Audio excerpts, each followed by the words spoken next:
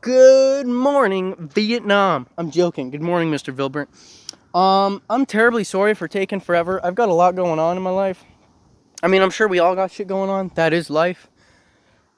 Basically, I'm in my humble abode. This is attempt number 1, so I'm sorry if this is butchered or takes forever. Trying to find a good camera angle for myself here. Don't wanna give me nothing good. Watch this. Magic. Alright, so without further ado, let's get into this. The song I chose is Love, Love, Love by the Mountain Goats. So let's get that presentation up and going and show you, uh-oh, how do I exit out of present mode? There, okay, I'm sorry. I don't ever use slides on my phone, so this is new to me. Alright. Music Poem Project. Can you see? Oh, it's backward. Ah, dang it. Oh well, that's the best you got. I used Slides Go. I didn't design this all myself. Please don't think I used AI. Slides Go is a website where you can get slide formats. Anyways, yeah, it's my poem project. So, title of the song.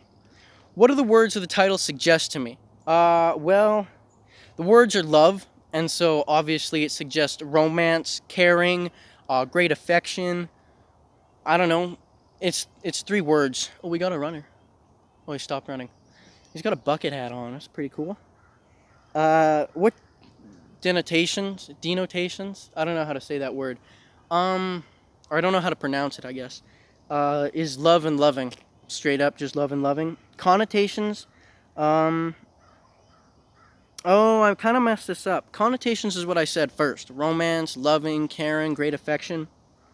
The actual title of the word suggests to me is it's a song about peace and about love and about how people not intercept, perceive, I guess, perceive love, experience love. I don't know what the word I'm looking for. It starts with an I. Paraphrase and translate the title. The poem. Oh, sorry. I should have shown you the other slide. This is going terrible. I should not have done this in the middle of the forest, but it's what we're doing. King Saul fell on a sword when it all went wrong. King Saul was he was a great king of Israel, I believe. He was like the first king. And basically this is saying a great king tragically committed suicide and it all went downhill from there. Joseph's brother sold him down the river for a song. That's a saying. When you sell someone down the river, means you're betraying them, and for a song means it's you betrayed them for a cheap reason. And so Joseph is probably someone from the Bible, betrayed his brother, sold him down the river, for a very insignificant reward, which basically means, I don't know, maybe I get you fired for $5. That's like, what the hell? I went through all this work to blackmail my teacher or to frame my teacher, and all I get is $5. Pardon my French. But that's my point. Sonny Liston rubbed some Tiger Balm into his glove. Tiger Balm is like Voltaren or Polysporin or something. It's like an Advil cream. It numbs your muscles or something. But Tiger Balm, if it gets into your eyes or your mouth, that'll mess you up pretty bad. That'll cause barfing, nausea, eyes burning, extreme diarrhea, poison, a whole bunch of things. And Sonny Liston was a boxer, and so you put that on your glove, you punch someone in the face. It's gonna hurt.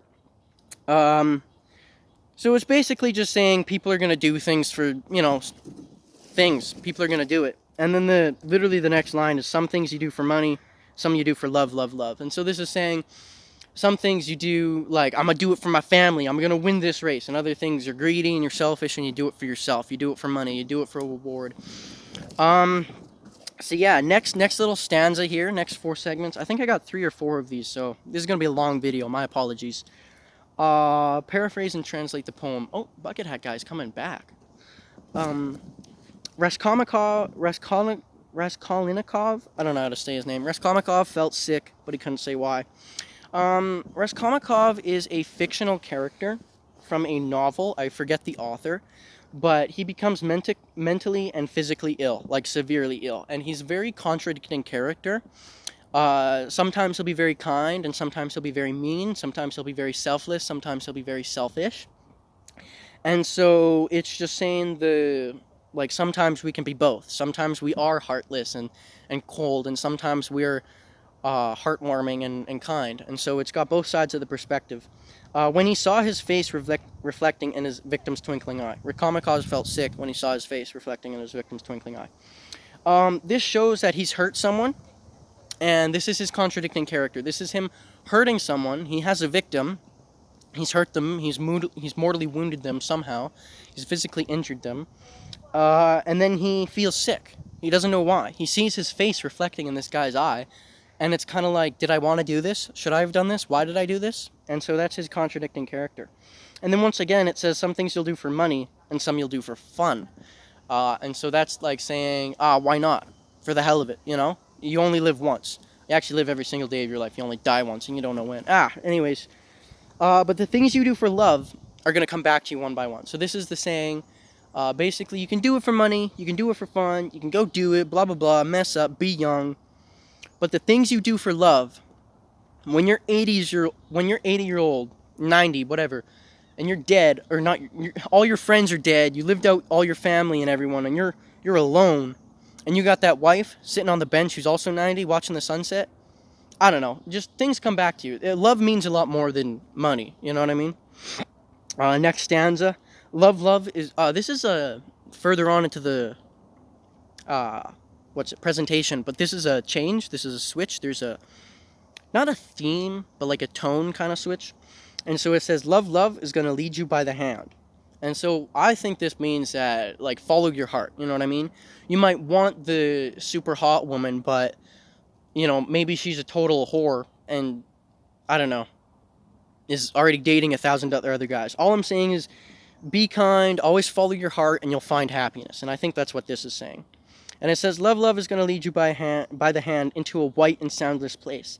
And I think this is like almost enlightenment, or like an ego death, where you change your perspective and you're humble and you're truly in a blissful state of peace and just unified feeling. And so once you finally accept everything for what it is, it kind of shows you what everything is. Now we see things in a mirror dimly. Then we shall see each other face to face. So the mirror is it's a reflection. It's a lie. It's I don't think mirrors are evil. You know what I mean? It's always like, oh, my appearance this, my appearance that. A man should bend down and kneel to the river and feel humbled, and see his wrinkled and scattered reflection in the water, and that should be enough. If, vampires also can't be seen in, I don't know, that's random bullshit.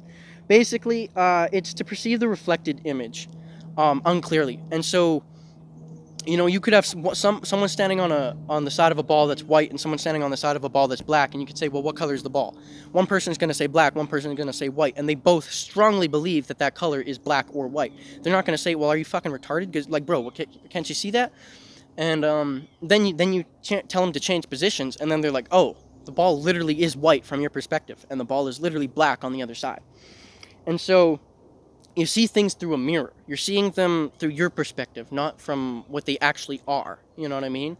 You're not seeing the universe for what it is. Oh, squirrel! Sorry. You're seeing it for how you perceive it. You know what I mean? And a quick little side note, I personally believe we are all ashes, from dust to ash to dust. And we are the universe experiencing itself through different perspectives. Anyways, last stanza, I think. Do we have... crap. How do you go back? Oh god, I'm sorry. Okay, we're gonna have to do... Okay, were we on the brown one? Yeah. Okay, I'm sorry. Okay. And way out in Seattle, young Kurt Cobain snuck out to the greenhouse and put a bullet in his brain. So, way out in Seattle, young Kurt Cobain, there's not really a paraphrase for this. Seattle is a city in U.S., it's the state of Washington, and Kurt Cobain is there. He's a famous musician, he was pretty popular, but the next line, snuck out to the greenhouse and put a bullet in his brain. Um, Directly paraphrasing this, Kurt Cobain chose a greenhouse to kill himself in, which is pretty messed up. But the reason why this hits so hard is because I wasn't around for when Kurt Cobain died, but if you watch the media and you watch the world, when he died, there was a very significant effect. I mean, it's nothing crazy like 9/11 or the Holocaust or the Holodomor, but it had a very significant impact. And so that's kind of the whole theme of love. And, suicide is a very, I don't want to get into it, but it's a whole other subject. You know what I mean? Nobody wants to kill themselves. They're just looking for a sign that somebody, I don't know. I don't know what Kurt Cobain was going through. The song hits hard if you know what's going on in the world. Snakes in the grass beneath our feet, rain in the clouds above. Basically, there are more sayings like Joseph sold his brother down the river for a song. Snakes in the grass beneath our feet means you have a friend. It's not like a stranger who's gonna slime you, but it is an unfaithful friend. So maybe it's someone you've known for 5 years, and they are gonna slime you. They're gonna snake you, or betray you. And so, once again, there's that theme for things you do for money and fun. And rain in the clouds above. Rain is you always see rain at graveyards. It's a very emotional time. Turmoil. Rain washes stuff away. It's cleansing. So I think that just means about change, basically. That's literally all I have is emotional turmoil and change. Some moments last forever, but some flare out with love, love, love. I think that's the last line in this song. And so it's saying some moments last forever. I literally don't know what that means, because nothing lasts forever. And so, yeah, I don't know how to interpret that. What I have is the memory of the moment will last forever, but some moments bring about great emotional feelings. And that's some moments last forever, but some flare out with love, love, love. And so I recently lost someone very important to me, and some moments last forever. Obviously I'm not going to be with them. I'm never going to hear their voice again, or smell their cologne, or see their clothes on their back again. But the moments I had with them, the events and the things I did with them are forever in here. They never truly die until I forget them. But some moments flare out with love. And so I might be thinking of, all these people and all these fun times and all this stuff I did in high school. And when I'm 25, 35, 45, 80, I'll remember them and they last forever. But thinking of that person,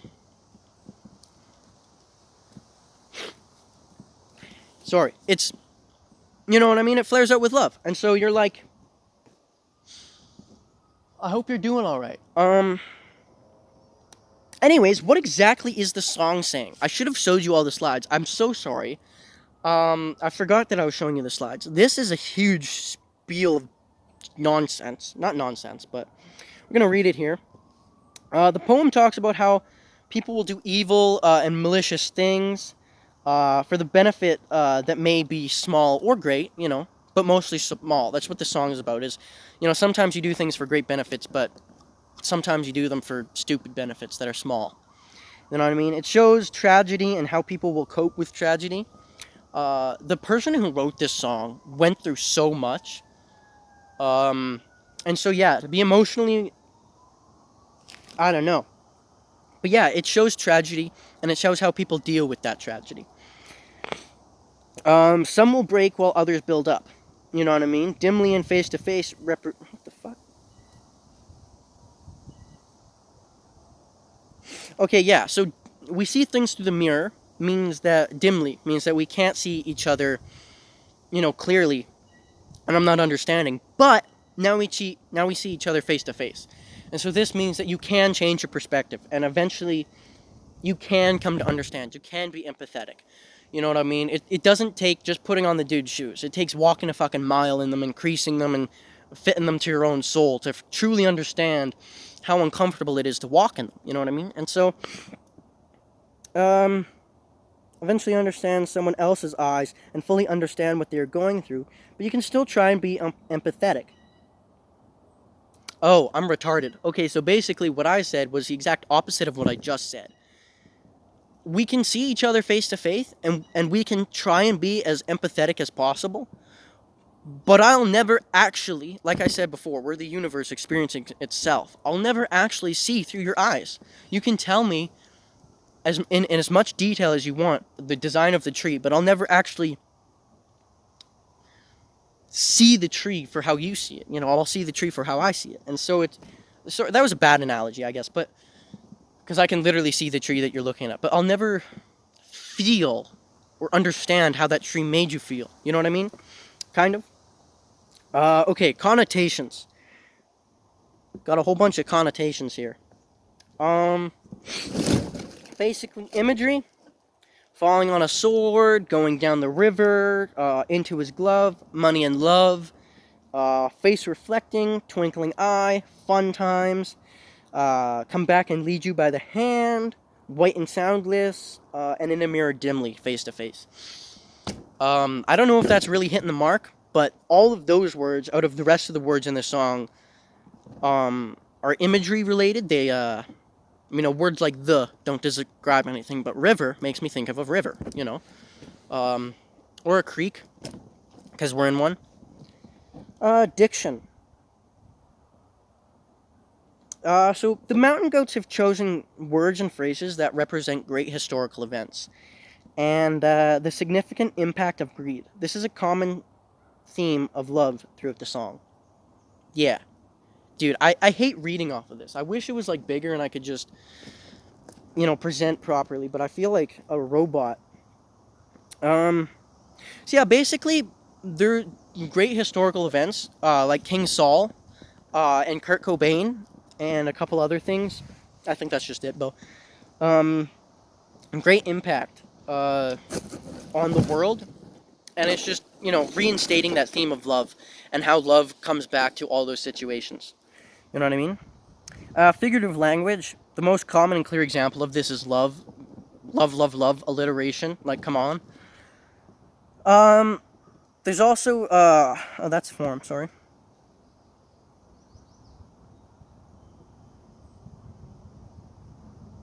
And there's also similes. I've basically only put love, love, love. I was lazy. But I'm just thinking here. There are similes, as in a mirror, as in.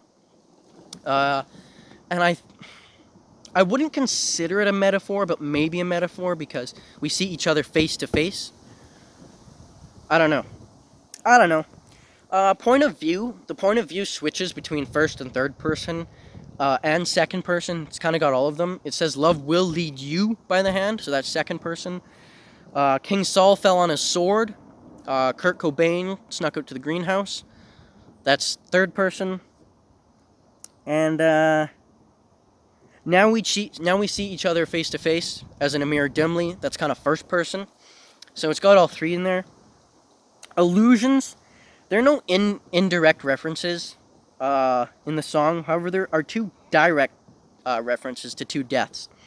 And that's what I said before, is the king of Israel. Yeah, okay, so he was the king of Israel. King Saul was like the first king of Israel. He was a pretty good king. And there's a direct reference to his death, and as well as Kurt Cobain's death. But I don't think there's like any indirect references. Form. I forgot about form. The form is a traditional verse-chorus form, like any other song. It's got its chorus, and it's got its verses. The verses narrate a story of a series of observations, I guess, if that makes any sense. This is like my analytical, I don't know, does a series of observations. The verses, I don't know, it's just a sequence of what he sees at life events, I guess, I don't know. And the chorus reinforces the central message with more repetitive and direct lyric messages. And so it comes back saying love is gonna, or some things you do for love, some things you do for money. And it just reinstates that love is gonna come back to you, you know what I mean? It has a more significant impact than greed. Symbolism. The song repeats the word love, money, and fun throughout the song.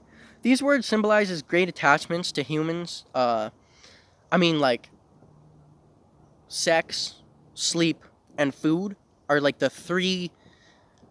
You get that and you don't need anything else, right? That's primordial, right? And so these symbols, fun is, I put sex because that's a dopamine release, but I don't know. I guess you could go skydiving or axe throwing or bowling or playing hockey. Anything that is fun is you want to release dopamine. You want to have enjoyment, and so that's the kind of three primordial things that humans need. And this song symbolizes that. It says we have all of these and we're exposed to all of them. And love means so much more than greed. And I got 8 minutes left, so I gotta hurry up. Everyone has experienced money and love, and at least in these words connection, blah blah blah blah blah. So everyone's experienced at least one of these, right? You've had a run in with money, you've had a run in with love, or you've had a run in with some form of entertainment before. You have to have experienced it. If you're able to comprehend the lyrics of this song and listen to it, then you should have at least experienced something. And so, yeah, this is just to symbolize it. We got another runner? This guy's got a baseball cap on.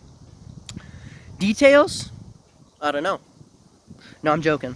The first three lines are about greed and taking advantage of other people, and other details in the song are the repetition of the word love. So basically, I don't know. Let's switch over to the docs here and see what I put down for that. Shifts. Attitude. Details. I got love. Yeah, so not much. Details on the song is it's about love, and it's about greed, and it's detailing about it, I guess. Not really good at this. Other. Let's just go over those real quick. Is there an antithesis? No. Is there an apostrophe? Yes. In Joseph's, and you'll send your brother down the river. Sound devices? No. Irony fell on his sword. Kind of ironic. Oxymoron? No. Paradox? Debatable. I would say no, though. Pun? No. Sarcasm? Way out in Seattle. I live on Mars, and Seattle is not that far away. Okay, I thought that was funny. Way out in Seattle. I guess that could be like a hyperbole, exaggeration, sarcasm. Way out in Seattle. But I don't know, it probably just, And figurative language, did I get that yet? Form, symbolism, allusions. Okay, so that's it for connotations. What is the attitude of the artist? Well, what is the speaker's attitude? The speaker's attitude is very conversational and calming. It's not if you actually listen to the song, not saying you have to, but if you do, it's like a melody. It's a very, it's almost like a lullaby, kind of. It's very calming. How does the speaker feel about himself and others and the subject? I personally feel that the speaker feels others can be greedy at times, but they're still affected by love. It still comes back. And so, yeah. What is the author's attitude? Well, I forget his last name because I'm stupid, but John grew up with an abusive stepfather. And the album that this song is from is dedicated to his stepfather. It's called The Sunset Tree, and it hits hard. But that's just my personal opinion. So yeah, he went through a whole lot, and he dedicated the song to him, or the album. Anyways, we got 5 minutes, so how does the author feel about the speaker, other characters, and the reader? I have no idea what he was thinking. I don't know what he's going through. I don't know what his mindset. I'm not going to interview him. What? Oh, crap. Oh, crap. Get me... Can I leave the slides? How do I exit presentation mode? This isn't good. Okay, here we go. Okay. What is the attitude of the artist? Oh! Sorry, I thought there was two of them. What is the attitude of the artist and what is the attitude of the speaker? But it is just the attitude of the artist, and it says what is the speaker's attitude and what is the author's attitude. So it has both in there. I'm just... Anyways, I don't know what he was going through. Basically, we're going to do this. Shifts in the song. I mentioned this earlier. We got 4 minutes. Let's speed run this. Where do the shifts in tone, voice, setting occur? The first shift in tone is during some things you do for money and some things you do for love. It goes by that King Saul on a sword, Sonny Liston rubs some Joseph blah blah blah blah blah, and this is some things you do for money, some things you do for love. Second shift is at the start of the 9th line. Love, love is going to lead you by the hand. I guess those are the only 2 shifts I got. What is the purpose of each shift? This is to kind kind of separate but still hold together the different segments and allow you time to really clock in and really analyze what the music or song is trying to say to you. And so these represent the change in the meaning of the point. And so some things it's talking about greed and some things it's talking about love. And so this just helps to simplify signify the meaning or the point of the lyrics, while the other shifts are there to switch between third person and second person. So there's different purposes for different switches. And how do they contribute to the effect and meaning? It allows I already said that. It allows the reader to take time and really anticipate and understand what's going on. And reanalyzing the title. What part does the title, or reanalyze the title on an interpretive level? Love is always stronger than greed, and what is important is that the emotional and mental impact that love leaves behind will last forever. And so you could be greedy in the moment, but it'll always be way more meaningful if you're loving in the moment. And what part of the title does this play in the overall interpretation of the poem? The song title is very important, especially in this context, because the whole song is about greed and love, and the song title is literally love. And so it gives you kind of not a wake-up call, but a heads up on what to expect, and kind of like, it's about love, baby. Very important for the iteration. Okay, I spelt that wrong. For the song, because it's the title. That's what a title is for. It's a name given to represent its whole. You know what I mean? Because the title is love, we can only assume that the song is about love.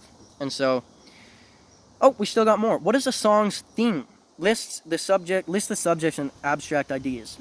I don't know why I read it like that. I'm sorry. Love, death, cheating, lying, betrayal, greed, selflessness, and selfishness. Overall theme, I would say, is greed and love. And the theme must be written in a complete sentence. The theme of the song, Love, Love, Love, is mostly about the elements and aspects of greed and love. Or love and greed. And then boom, slides go. Now, I'll quickly... crap, I can't get out of here again. Okay. So I'll quickly just show you here. I have them all. And then I think I stopped showing you around these guitars. But I have all this information here. And obviously, I'm going to submit this to the Google Classroom so you can look at it.